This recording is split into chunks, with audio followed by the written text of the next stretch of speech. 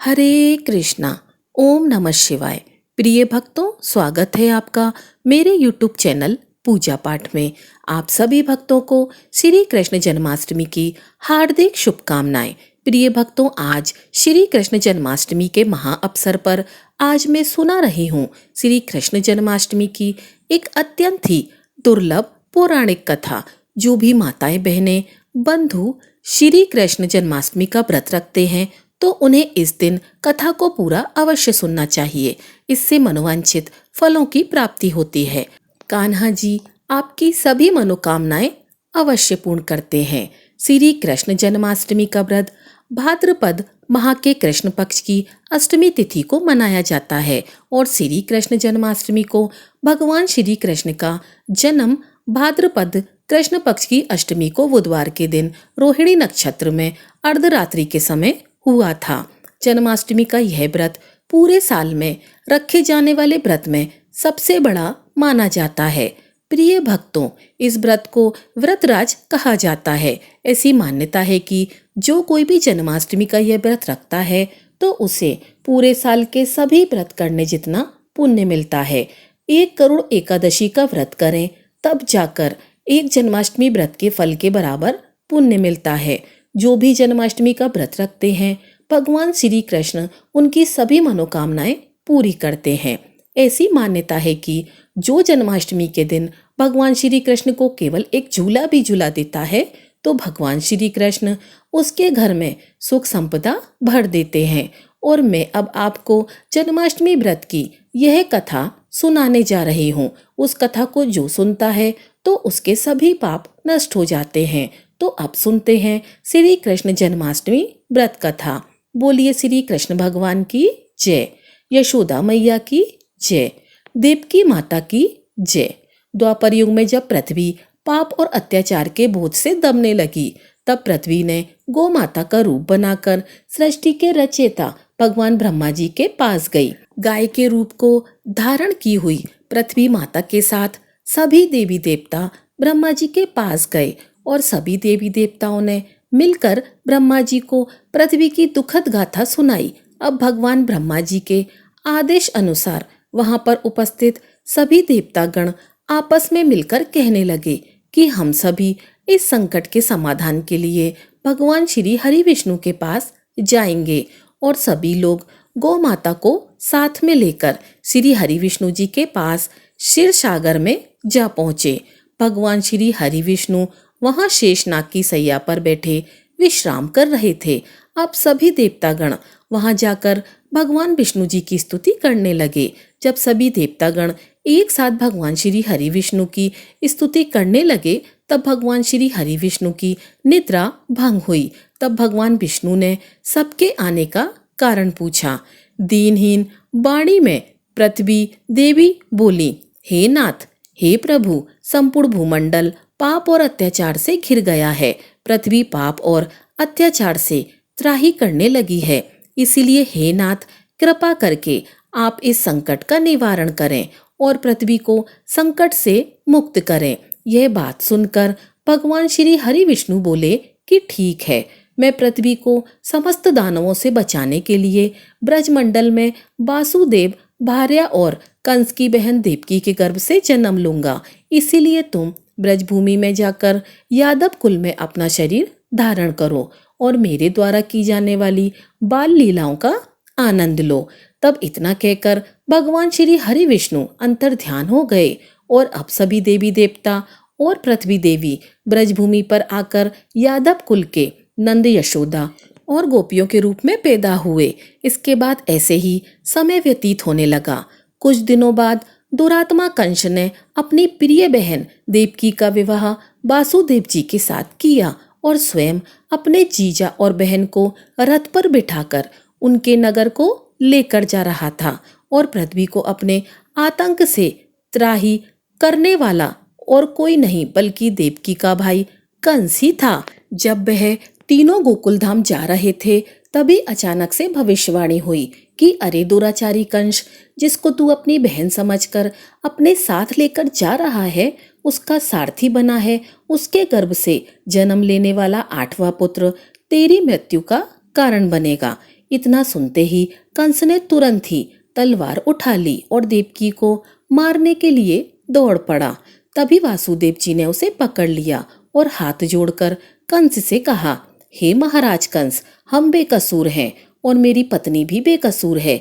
इसे मारना उचित नहीं है और तुम जैसे एक यशस्वी राजा को यह शोभा भी नहीं देता एक स्त्री की हत्या करे। इसलिए जब भी देवकी के गर्भ से किसी संतान का जन्म होगा तो उसके जन्म लेते ही मैं आपको स्वयं अपनी सारी संतानें सौंप दूंगा। इससे आपको मृत्यु का भय भी नहीं रहेगा। अब जब कंस ने वासुदेव जी की बात सुनी तब वह अत्याचारी कंस वासुदेव की बात मान लेता है और वासुदेव जी तथा देवकी को ले जाकर एक कैद खाने में बंद कर देता है। अब जब भी देवकी को कोई पुत्र होता तब वह कंस उस पुत्र को मार डालता। देवकी के 7 पुत्रों के मारे जाने के बाद 8वें गर्भ की बात कंस को जब मालूम हुई तो इस बात का पता चलते ही दुष्ट कंस ने देवकी और वासुदेव को एक विशेष कारागार में डलवा दिया और वहां पर कड़ा पहरा लगा दिया। प्रिय भक्तों, भाद्रपद माह के कृष्ण पक्ष की अष्टमी तिथि को अर्धरात्रि के समय पद्मधारी भगवान श्री कृष्ण का जन्म हुआ। चारों ओर प्रकाश फैल गया। लीलाधारी भगवान की लीला देखकर वासुदेव और देवकी उनके सामने हाथ जोड़कर खड़े हो गए। भगवान श्री कृष्ण जी ने जब अपना बाल रूप लिया तब देवकी और वासुदेव दोनों के हाथों की हथकड़ियां टूट गईं। दरवाजे अपने आप खुल गए। पहरेदारी कर रहे पहरेदारों को नींद आ गई। तब वासुदेव भगवान श्री कृष्ण जी को भगवान की आज्ञा के अनुसार अपने साथ लेकर वहां से निकल गए। जब वासुदेव जी नन्हे से भगवान श्री कृष्ण जी को बांस के सूप में रखकर यमुना पार करने लगे तो यमुना के अंदर प्रवेश करते ही यमुना का जल स्तर बढ़ने लगा। यमुना में बाढ़ आ गई और जैसे ही भगवान के चरण कमलों को यमुना जी ने छुआ वैसे ही यमुना घटकर आधी हो गई। वासुदेव जी अब पैदल ही यमुना को पार कर गए और गोकुल धाम पहुंच गए। अब वहां जाकर उन्होंने देखा कि एक दरवाजा खुला है। खुले हुए दरवाजे और सोई हुई यशोदा मैया को देखकर वासुदेव जी ने बाल गोपाल श्री कृष्ण जी को यशोदा मैया के पास सुला दिया और उनकी जन्मी हुई नवजात कन्या को अपने साथ लेकर चले गए। वासुदेव जी ने जब वापस कारागार में पहुंचे तो उन्हें अपने आप बेड़ियां लग गईं। दरवाजे भी बंद हो गए। दरवाजे बंद होने के बाद सोए हुए पहरेदार जाग गए।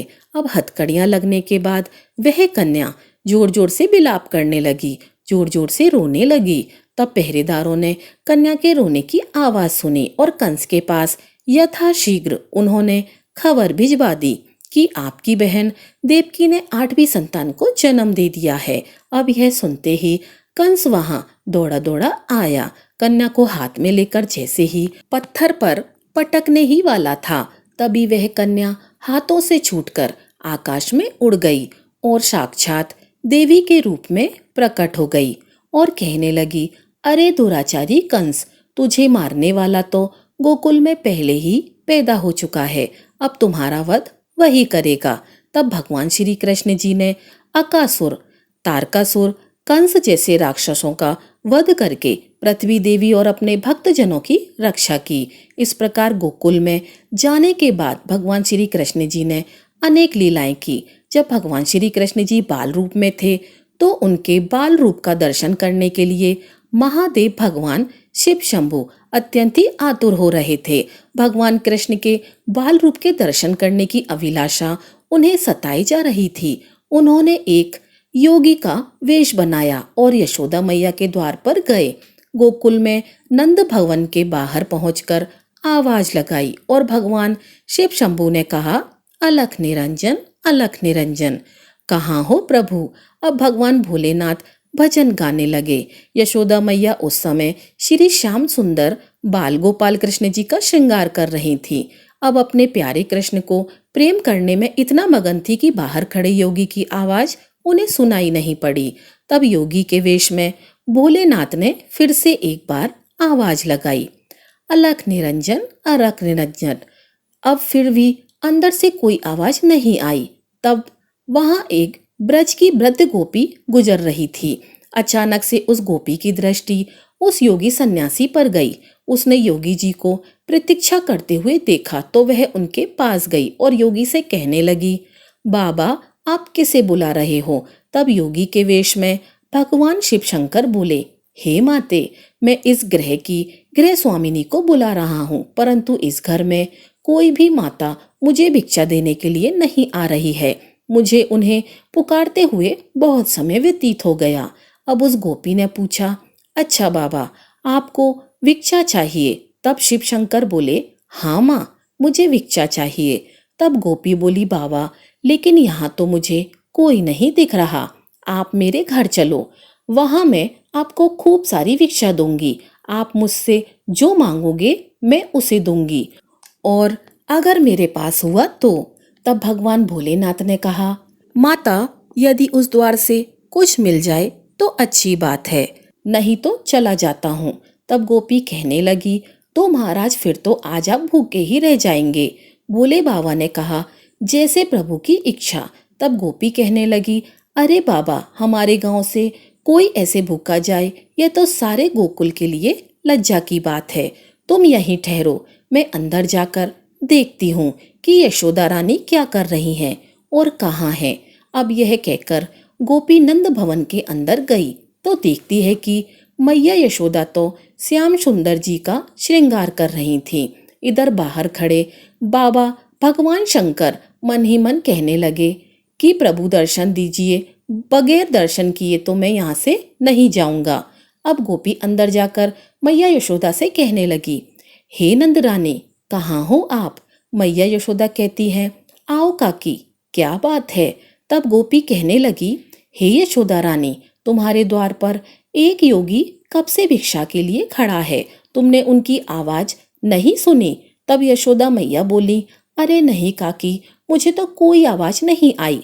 तब गोपी कहने लगी, अरे नंद रानी, जल्दी से उसे भिक्षा दे दो, वह तो बड़ा ही महात्मा लगता है। तब यशोदा मैया बोली, ठीक है, अगर तुम कहती हो तो मैं उसे कुछ दे देती हूँ। तब यशोदा मैया कहने लगी, ऐसा क्या है उस योगी में?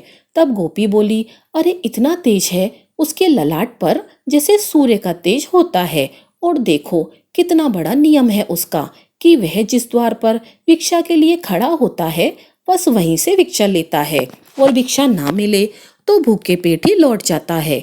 तब मैया यशोदा कहने लगी, अरे काकी, आपकी बातों को सुनकर मैं तो दक्षिणा देना भूल ही गई, अभी लेकर आती हूँ। प्रिय भक्तों, संदूक से धन और एक मोती की माला निकालते हुए यशोदा रानी कहती हैं कि अगर वह महात्मा इतनी बड़ी दिव्य आत्मा है तो वह बहुमूल्य मोती की माला उन्हें दे देती हूँ। अब इधर शिव शंकर बाहर खड़े खड़े मन ही मन भगवान श्री कृष्ण जी से बातें कर रहे थे कि हे प्रभु, दर्शन देने में इतना संकोच क्यों कर रहे हो? तब श्याम सुंदर भगवान श्री कृष्ण जी ने मन ही मन कहा कि अहो, धन्य भाग जो आप अपने सेवक के घर पधारे। हे शिव शंकर, आप मेरा प्रणाम स्वीकार करें। प्रिय भक्तों, तभी वहां यशोदा मैया भगवान श्री कृष्ण जी को पालने में रखकर और दक्षिणा की थाल लेकर गोपी के साथ भवन के बाहर आईं, और वहां योगी वेश में शिव शंभू प्रतीक्षा कर रहे थे। मैया यशोदा योगी रूप शिव शंकर को देखकर प्रणाम करते हुए कहती हैं, हे बाबा, क्षमा कर दीजिए, विलंब के लिए मैं अपने लल्ला का श्रृंगार कर रही थी। तब योगी के वेश में भगवान शंकर ने कहा, धन्य हो मैया, जिसे ऐसे दिव्य बालक की सेवा का सौभाग्य प्राप्त हुआ है। मुझे भी उस परम दिव्य शिशु के दर्शन करवा दो। तब मैया यशोदा बोली, बाबा मुझे क्षमा कर दो, अभी अभी स्नान कराया है लल्ले को, इस समय मैं उसे बाहर नहीं ला सकती, उसे ठंडी हवा लग जाएगी। तब साधु वेश में भगवान शिव जी ने कहा, हे माते, मैं तुम्हारे द्वार पर आया हूँ, मेरी इतनी सी विनती स्वीकार नहीं करोगी? तब मैया यशोदा बोली, नहीं होगी बाबा, मैं अपने लल्ला को बाहर नहीं ला सकती, आप यह भिक्षा ग्रहण कीजिए और मुझे क्षमा कीजिए।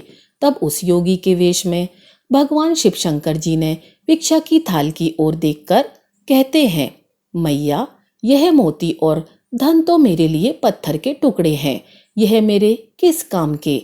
मुझे इनकी कोई ज़रूरत नहीं है, मुझे इसका कोई लाभ नहीं और कोई चाह नहीं। अगर आपको चाहिए तो ऐसे हीरे मोती माणिक मुझसे ले लो, पर तुम्हारे लल्ला के दर्शन करा दो, वही हमारी भिक्षा है। योगी के वेश में भगवान शंकर ने अपने कमंडल से हीरे मोती निकालकर मैया यशोदा की भिक्षा की थाल में रख दिए, जिसे देखकर मैया यशोदा और वह गोपी आश्चर्यचकित हो गईं और चिंतित होकर गोपी कहने लगी, मुझे यह साधु कोई मायावी लगता है, तभी तो यह बहकी बहकी बातें कर रहा है। फिर मैया यशोदा अपनी आंखों में आंसू भर के उस योगी वेशधारी भगवान शंकर से कहती हैं, देखो बाबा, तुम जैसे कई मायावी इससे पहले यहाँ आ चुके हैं। सभी इसी प्रकार की चिकनी चुपड़ी बातें करते हैं कि तेरा लल्ला तो बड़ा दिव्य बालक है, उसके दर्शन करा दो, उसे मेरी गोद में दे दो। फिर सबके सब उसका अनिष्ट करने की चेष्टा करते हैं। मेरे लल्ला ने आपका क्या बिगाड़ा है जो आप लोग उसके शत्रु बन बैठे हैं। फिर बड़े ही कड़े शब्दों में यशोदा मैया ने कहा, भिक्षा चाहिए तो लीजिए, अन्यथा अपने स्थान को पधारिए, मैं अपने लल्ला को बाहर नहीं लाऊंगी। योगी वेशधारी भगवान शंकर बोले, अरे मैया, ऐसे कठोर मत बनो, बहुत दूर से आया हूँ। लेकिन मैया यशोदा तो फिर बोली, चाहे आप कैलाश पर्वत से ही क्यों ना आए हो, लेकिन मैं अपने लल्ला को नहीं दिखाऊंगी। अगर तुम कैलाश पर्वत से आए हो तो वहीं भगवान शिव के दर्शन कर लेते, यहाँ किस काम से आए हो। योगी वेशधारी भगवान शिव शंकर बोले, भोली मैया, भगवान के साक्षात दर्शन करना कोई कठिन काम नहीं है, लेकिन उनके बाल स्वरूप के दर्शन करना बहुत ही दुर्लभ है। इसीलिए दर्शन की लालसा से तुम्हारे पास आया हूँ। कई युग के बाद यह दर्शन करने को मिलते हैं। लेकिन मैया यशोदा नहीं मानी, बोली, बाबा मुझे क्षमा करो, मैं अपने लल्ला को तो बाहर नहीं लाऊंगी। मेरे पति की आज्ञा है कि किसी भी अनजान व्यक्ति के सामने अपने लल्ला को मत लाना, चाहे जो हो जाए।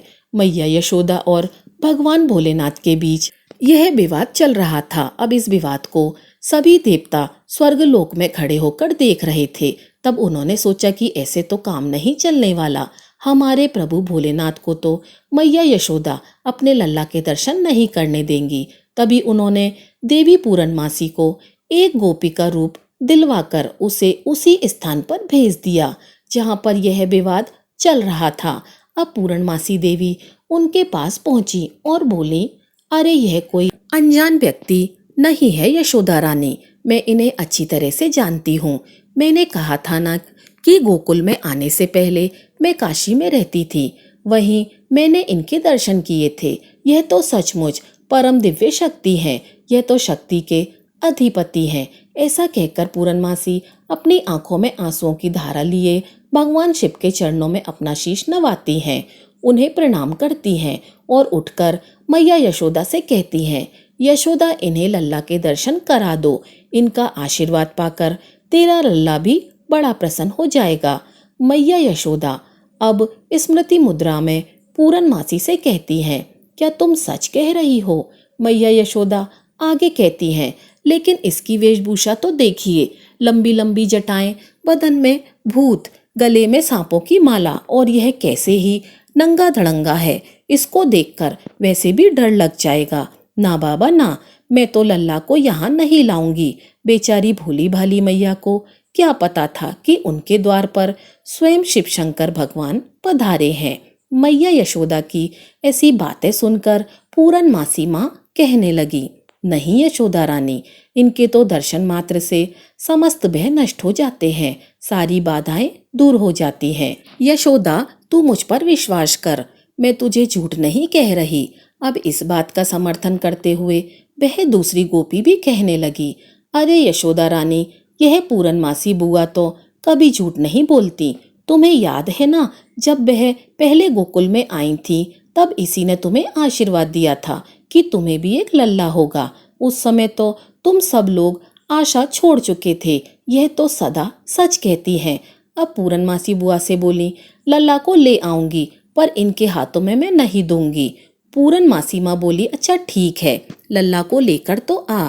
यशोदा मैया नंद भवन के अंदर जाती हैं। भगवान श्री कृष्ण जी को अपनी गोद में उठाकर इस तरह से कहती हैं, अरे लल्ला, चल तेरे दर्शन के लिए कोई आया है।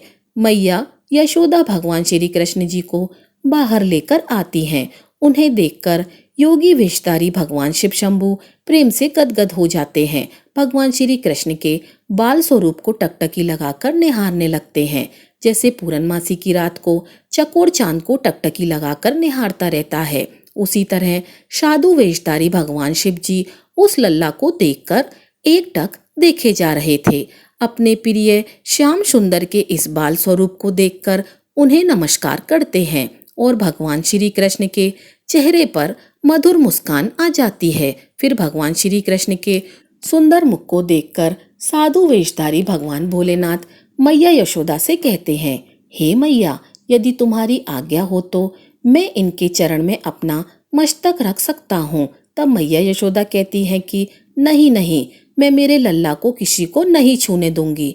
फिर पूरनमासी बुआ भगवान शिव शंकर के चरणों की धूल को लेकर श्याम सुंदर के ललाट पर लगा देती हैं।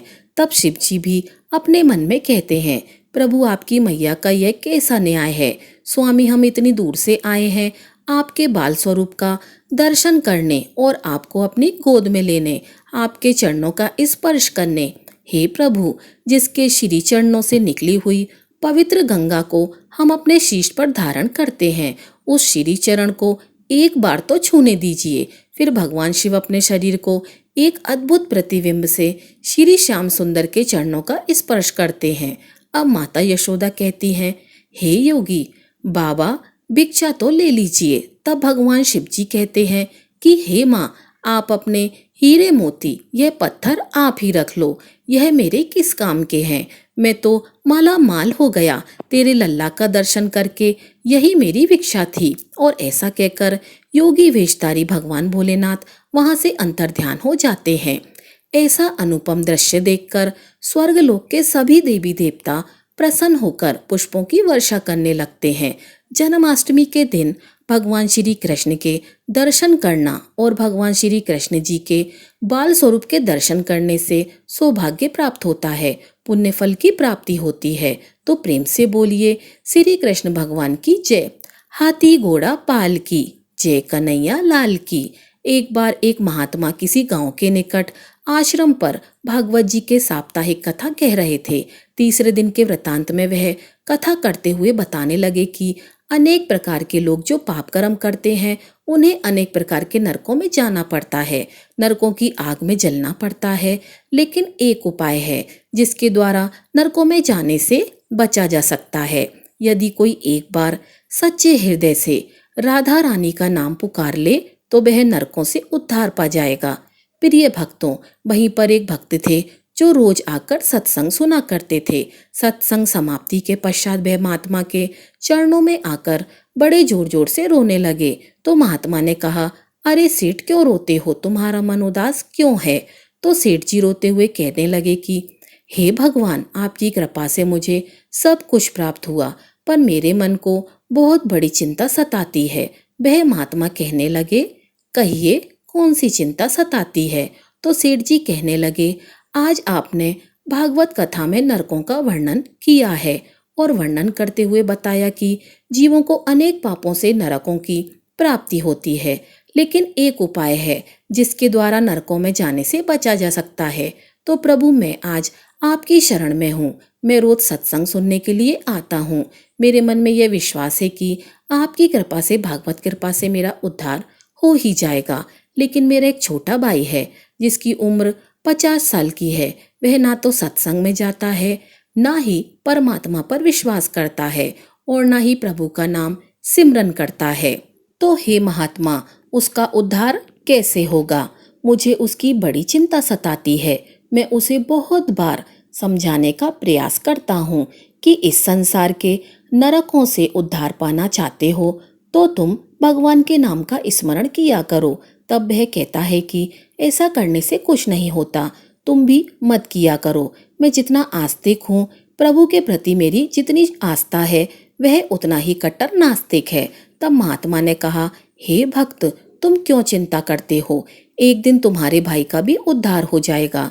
तो प्रिय भक्तों, जो वह भक्त थे, सेठ जी रोते हुए कहने लगे, हे महात्मा, उसका उद्धार कब होगा? आप जैसे महाप्रभु हमारे गांव में आए, मुझे तो आप पर यकीन है, आप ही उसका उद्धार कर सकते हैं। अब आप कैसे भी कृपा करके हमारे घर आइए और एक बार उसके मुख से श्री राधा नाम का उच्चारण करवाइए। तब सेठ जी की विनती सुनकर वह महात्मा कहने लगे, कल सत्संग की समाप्ति के पश्चात मैं आपके घर आऊंगा, उसे परमात्मा का स्मरण अवश्य ही करवाऊंगा। दूसरा दिन हुआ तो सेठ अपने घर गया और महात्मा के आने का इंतजार करने लगा।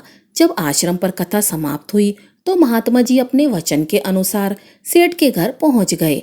जैसे ही घर पहुंचे, सेठ जी ने बड़ी श्रद्धा भाव से संतों का स्वागत किया। उन्होंने अपने भाई को बुलाकर कहा कि हमारे घर पर महात्मा जी पधारे हैं, उनके दर्शन कर लो। वह अंदर से बैठे बैठे कहने लगा, मुझे ना तो किसी महात्मा से मिलना है, ना ही मेरी भगवान से मिलने की इच्छा है। तुम ही उनकी सेवा करो, उनका पेट भरो। जब महात्मा ने यह वचन सुने तो सेठ जी रोते हुए कहने लगे, हे महात्मा, आपने देखा आपके आते ही यह आपका अपमान कर रहा है। तो महात्मा जी कहने लगे, सेठ जी, आप इस बात का बिल्कुल ख्याल मत कीजिए, सब कुछ अच्छा हो जाएगा। अब सेठ जी को दिलासा देते हुए महात्मा जी पलंग से उतरे और उसके भाई के कमरे में आ गए और उसके कंधों पर हाथ रखकर कहने लगे, बताओ आज तक कितना कमाया? तो महात्मा जी को अपने नजदीक देखकर सेठ का भाई कहने लगा, अपना हाथ मेरे कंधे से हटाओ। मैं ना महात्मा को मानता हूँ और ना ही किसी भगवान को मानता हूँ। लोग जितने आस्तिक होते हैं, मैं उतना ही नास्तिक हूँ। मैं भगवान को बिल्कुल भी नहीं मानता। आप मेरे नजदीक क्यों आए हैं? तो महात्मा जी कहने लगे, मैं तो अपना काम करने आया हूँ। महात्माओं का काम होता है लोगों का उद्धार करना। आज तुम्हारे उद्धार का कार्य मुझे मिला है तो अवश्य ही करके जाऊंगा। वो सेठ का भाई बड़ा ही कट्टर था। वह कहने लगा, आपको किसी का भी उद्धार करना हो कर लीजिए, पर मेरा उद्धार तो आप नहीं कर सकते। मैं कुछ भी नहीं करने वाला हूँ। तो सेठ जी के भाई को देखकर महात्मा जी मुस्कुराकर कहने लगे, एक बार राधे राधे बोल दो। तो सेठ जी का भाई कहने लगा, मैं नहीं बोलूंगा। तो महात्मा जी ने फिर कहा, राधे राधे बोल दो। तो वो कहने लगा, नहीं बोलूंगा। फिर महात्मा जी ने तीसरी बार उससे कहा कि राधे राधे बोलो। तो वो कहने लगा, मैंने कहा ना, मैं नहीं बोलूंगा। तो महात्मा जी सेठ जी के पास आए और कहने लगे, अब आपने मेरे ऊपर यह जिम्मा सौंपा है तो अब मैं जैसा करूंगा आप बीच में नहीं आना। आप सारे परिवार वाले बाहर जाकर बैठ जाओ। जब मैं आपको बुलाऊं तभी आना। एक भी परिवार वाला इस कक्ष में मेरे बुलाने से पहले नहीं आएगा। अब इस प्रकार सेठ जी अपने परिवार सहित बाहर आकर बैठ गए। अब कक्ष में केवल महात्मा जी और सेठ जी का भाई था। महात्मा जी ने पुनः प्रेम से कहा, अरे भैया, एक बार तो राधे राधे बोल दो। वह कहने लगा, मैंने आपसे मना किया है ना कि मैं नहीं कहूँगा, क्योंकि मैं भगवान को नहीं मानता। तो महात्मा जी ने पुनः उसे प्रेम से हंसते हुए कहने लगे, जितने में तुम कट्टर नास्तिक हो, मैं उतना ही आस्तिक हूँ। अगर मैंने निश्चय कर लिया है कि तुम्हारे मुख से राधा का नाम सुनकर ही जाऊंगा, और पक्का समझ लेना कि तुम्हारे मुंह से राधा नाम निकलेगा। तो वह कहने लगा, आप कितना भी प्रयास कर लो, लेकिन मेरे मुंह से यह नाम एक बार भी नहीं निकलेगा। अब संत महापुरुष तो बड़े ही दयालु होते हैं, पर लीला मात्र उन्होंने क्या किया? उन्होंने सेठ के भाई का हाथ पकड़ा और हाथ पकड़कर जोर से घुमाने लगे। अब सेठ का भाई 50 साल का था, वृद्धा अवस्था थी, तो महात्मा जी भी वृद्ध थे, पर संतों के अंदर भक्ति का तेज होता है। उन्होंने जोर से उनके भाई का हाथ घुमाया और हाथ घुमाकर उसे फिर से कहने लगे, कहो राधे राधे। वो कहने लगा, नहीं कहूँगा। अब तो महात्मा जी पूरे जोर से हाथ घुमाकर सेठ जी के भाई को जमीन पर पटकने लगे और खुद उसके पेट पर चढ़कर बैठ गए। और महात्मा जी फिर से कहने लगे, बोलो राधे राधे। वह फिर कहने लगा, नहीं कहूँगा। अब तो महात्मा जी ने उसके दोनों हाथ पकड़कर उसके पैरों को बांध दिया और कहने लगे, कहो राधे राधे। अब ऐसी अवस्था में वह सोचने लगा कि यह महात्मा तो मुझे मार ही देंगे। तब उसने बिना इच्छा के एक बार ऐसे ही कह दिया, राधे राधे। जैसे ही उसने राधे राधे कहा, महात्मा जी ने उसके हाथ पैर खोल दिए, उसके बंधनों को छोड़कर बाहर आकर कहने लगे, सेठ जी, आपका भी कल्याण हो गया और आपके भाई का भी कल्याण हो गया। तो सेठ जी कहने लगे, अंदर से बहुत तेज आवाजें आ रही थी। तब महात्मा जी ने कहा, आपने काम ही ऐसा दिया था। आपने कहा वह नास्तिक है, कभी कुछ बोलता ही नहीं। आज आपके भाई ने राधे राधे का नाम उच्चारण किया है, अब उसका कल्याण हो गया। अब मैं जाता हूँ, कल से पुनः मेरी कथा है। अब महात्मा जी तो अपने स्थान पर लौट आए और सेठ का भाई जमीन से उठकर अपने भाई से कहने लगा, यह कैसे संत महात्मा है, मुझसे झगड़ा करने आ गए, मेरे ऊपर चढ़कर बैठ गए और कहने लगे, अगर राधे राधे का नाम उच्चारण नहीं करोगे तो मैं तुम्हारे ऊपर ऐसे ही बैठा रहूंगा। अब उसकी बातें सुनकर सेठ जी तो हंसने लगे और मन ही मन परमात्मा को धन्यवाद देते हुए कहने लगे, हे प्रभु, आपके संत महात्मा भी कितने दयालु हैं, खुद कष्ट सहन करके लोगों का कल्याण करते हैं। धीरे धीरे समय व्यतीत होने लगा। मुश्किल से 1 वर्ष ही गुजरा था। अचानक एक दिन सेठ के छोटे भाई का देहांत हो गया। शरीर की समाप्ति के पश्चात आत्मा शरीर से अलग हो जाती है। वह आत्मा ही ऊपर यमराज के पास जाकर सारे हिसाब किताब देती है। अब इस व्यक्ति का भी हिसाब किताब खोला गया। यमराज ने चित्रगुप्त से कहा कि जिस इंसान को आज हमारे पास लाया गया है उसका हिसाब किताब क्या है। चित्रगुप्त कर्मों का हिसाब देखकर बताने लगे कि हे भगवान, इसने अपने जीवन में कभी परमात्मा का नाम सुमिरन नहीं किया है, सदा पाप ही पाप किए हैं, इसे तो सीधे नरक में भेज दिया जाए। अब यमराज के आदेश अनुसार उसे नरक भेजा जा रहा था। तभी चित्रगुप्त ने कहा, भगवान एक बात और है। यमराज जी ने कहा, कौन सी बात? तो चित्रगुप्त जी ने कहा, भगवान, एक बार संत महात्मा के कहने पर इसने राधा नाम का उच्चारण किया था, तो यमराज ने दूतों से कहा, थोड़ी देर रुक जाइए, इसका हिसाब किताब किया जाएगा, इसके बाद ही इसे नरक में भेजा जाएगा। यमराज ने पुनः चित्रगुप्त से कहा, जल्दी से इसका हिसाब किताब देखो कि कहीं इसने परमात्मा के नाम का उच्चारण तो नहीं किया। चित्रगुप्त ने फिर से पुनः सारा हिसाब किताब देखा। देखकर कहने लगे, भगवान, इसने एक बार जो नाम उच्चारण किया है वह भी संतों के भय से किया है, सच्चे हृदय से नहीं किया है, पर एक बार राधा नाम का उच्चारण किया है और बाकी का सारा जीवन पाप में गुजारा है। अब क्या किया जाए? तब यमराज जी ने उसी इंसान से पूछा, एक बात बताओ, हम तुम्हें पहले राधा नाम के उच्चारण का फल दें या पहले तुम्हें नरक को भेजें? तो उसने हाथ जोड़कर कहा, हे भगवान, नरक में तो जाना ही है, इससे अच्छा है आप मुझे एक बार राधा नाम के उच्चारण का फल दे दो, फिर मुझे जहाँ चाहो वहाँ भेज देना। अभी यमराज जी अपनी पुस्तक खोलकर देखने लगे कि एक बार राधा नाम के उच्चारण का क्या फल मिलता है। उन्होंने सारी पुस्तकें खोल दी पर उन्हें कहीं फल दिखाई नहीं दिया। तब वे विचार करने लगे कि एक बार राधा नाम उच्चारण करने का फल तो मुझे नहीं मिला। तब वह अपनी शंका के निवारण के लिए उस भक्त को अपने साथ लेकर स्वर्गलोक में आ गए। स्वर्ग में आकर यमराज ने इंद्रदेव से कहा, हे इंद्रदेव, मुझे बताइए कि एक बार राधा नाम के उच्चारण का क्या फल मिलता है। तब इंद्रदेव ने बहुत प्रयास किया परंतु उन्हें भी इसके फल का पता नहीं चला। तब सब देवता मिलकर ब्रह्मदेव के पास आए। ब्रह्मदेव ने जब उन सबको देखा तो उनसे पूछने लगे, यह आपके साथ कौन सा मनुष्य है? तब इंद्रदेव कहने लगे, हे भगवान, इसने एक बार राधा नाम का उच्चारण किया है, बाकी सारा जीवन इसने पाप किया है। हमें तो पता नहीं कि राधा नाम के उच्चारण का क्या फल है, इसलिए हम आपके पास आए हैं। तब ब्रह्मा जी ने भी बड़ा प्रयास किया कि राधा नाम के उच्चारण का फल क्या है, परंतु उन्हें भी पता नहीं चला। तब ब्रह्मदेव कहने लगे कि हम सब मिलकर इसे अपने साथ ले जाकर भगवान शंकर के पास चलते हैं।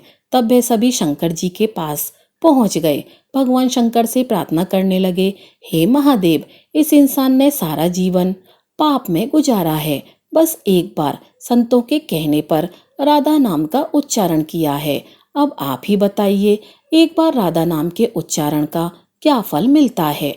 तब महादेव ने बड़ा प्रयास किया, वह भी राधा नाम की महिमा को नहीं बता सके। फिर भगवान शंकर ने कहा, हमें भगवान श्री कृष्ण के पास चलना पड़ेगा।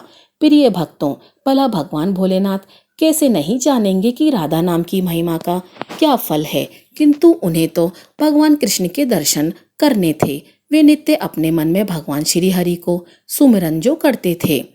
अब उनकी लीला देखिए। अब सभी देवता मिलकर भगवान श्री कृष्ण के पास गए। भगवान श्री कृष्ण जी के गोलोक धाम में पहुंचे। गोलोक धाम में भगवान श्री कृष्ण राधा जी के साथ अपने आसन पर विराजमान थे। भगवान श्री कृष्ण ने सभी देवताओं का सम्मान किया। आपके अचानक आने के क्या कारण है। तब भगवान शिव शंकर ने हाथ जोड़कर कहा, हे प्रभु, हे भगवान, यह मनुष्य धरती से आया है। इसने अपने जीवन में अनेकों पाप कर्म किए हैं, परंतु एक बार राधा के नाम का उच्चारण किया था। यमराज जी पता नहीं कर सके कि यह एक बार राधा नाम के उच्चारण का क्या फल है। तब वह उसकी जानकारी लेने के लिए इंद्र के पास से ब्रह्मलोक से मेरे पास आए और हम सब मिलकर यहाँ आपसे जानने के लिए आए हैं कि एक बार राधा नाम उच्चारण का क्या फल हो सकता है। जब इस प्रकार की बातें चल रही थी, तभी श्री कृष्ण जी के पास बैठी राधा रानी बड़े जोर से हंसने लगी। तब श्री कृष्ण जी ने कहा, हे राधिका, क्यों हंसती हो। तब राधा रानी कहने लगी, हे भगवान, यह अभी तक राधा नाम का महत्व नहीं समझ सके। तब भगवान शंकर जी कहने लगे, हे महारानी, राधिका के नाम का क्या असर है, आप हमें बताइए ना। तब राधा रानी कहने लगी, हे भगवान, आप खुद ही सोचिए। इस व्यक्ति ने एक बार राधा का नाम जपा और एक बार जप करके वह स्वर्गलोक की सैर करके ब्रह्मलोक में आया। ब्रह्मलोक से यह महादेव के लोक में आया।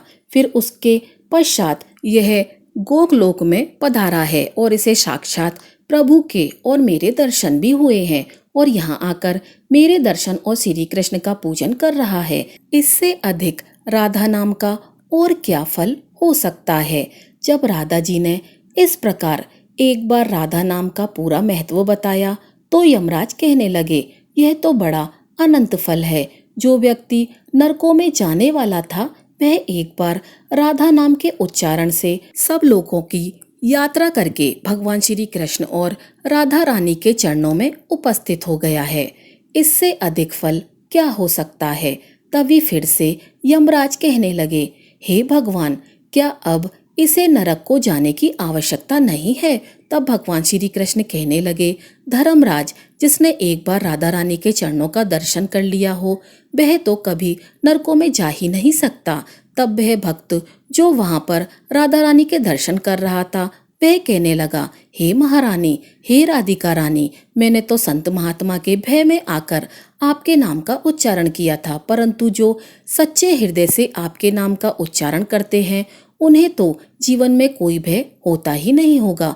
वह नरक में तो क्या यमराज का मुख भी नहीं देखेगा, वह तो सीधा आपके चरणों में ही समा जाएगा। तो प्रिय भक्तों, इतना महत्व है एक बार राधा नाम के उच्चारण का, तो सच्चे हृदय से एक बार इस प्रकार से कह दीजिए, राधे राधे।